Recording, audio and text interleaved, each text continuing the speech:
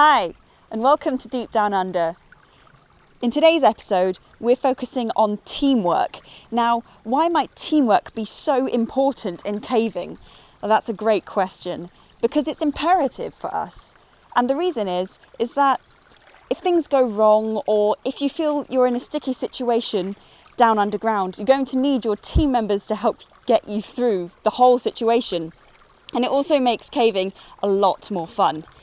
So, when you think about a cave entrance, you might think of something grand and big to walk into.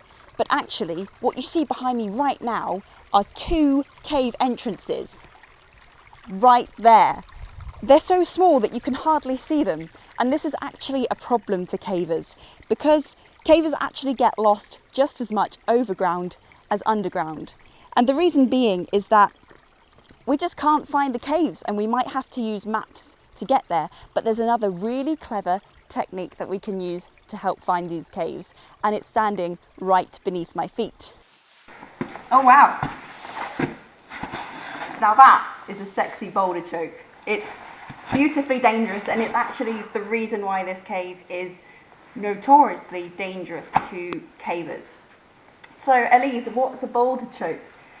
Good question. A boulder choke is just simply a collection of boulders, and there's a hole in there that you can go through. So you're going through all of these boulders. And that seems perfectly safe enough, but actually it is possible that it's not safe at all. And the reason is that any boulder at any point in time can slip and crush a caver.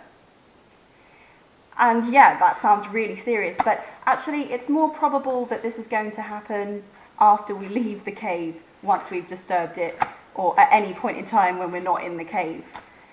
If it does happen to go whilst we're inside the cave, then that is a big problem, because it will be very difficult for us to be rescued, which is another reason why this cave is so notorious for being dangerous.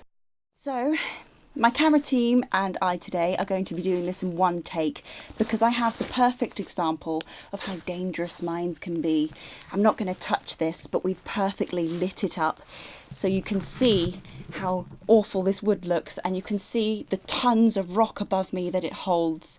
It's in the worst condition ever, and I am actually fearful right now for my own life, because if this goes, I'm crushed, I'm dead.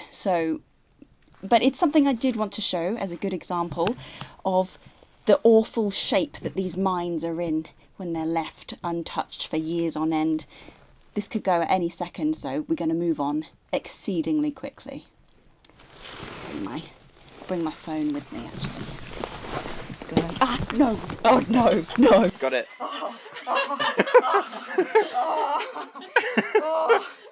Worst place to bang your head.